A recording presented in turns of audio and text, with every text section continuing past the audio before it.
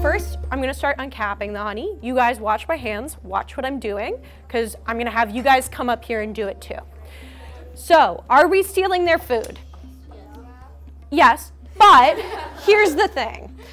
Remember how I mentioned that bees are a livestock species like cows and pigs? So we have known honeybees for a really, really, really long time. There's actually an ancient Egyptian hieroglyph for beekeeping. So at least 2,000 years we have been keeping bees and interacting with them. And I don't know if you guys have studied any evolutionary biology yet, but the thing about evolution is that its main focus is really what works. What helps me live to tomorrow and pass on my genes.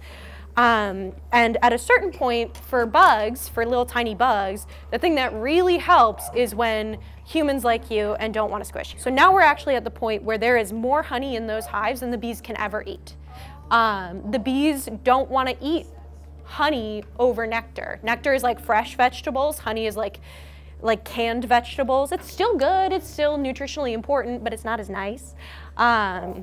And so if we just leave it there, come spring, if that honey is still in the hive, they'll go and start eating flowers again instead of eating their honey. So, out of rain, more flowers bloom, they create a lot of honey. That would make honey in the area very cheap.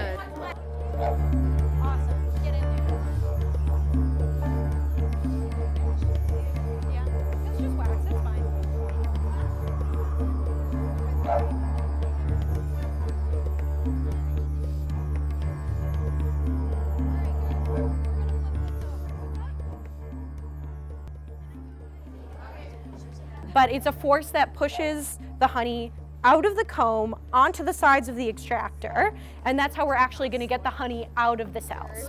If you think about it in terms of like how it works, it's basically a washing machine.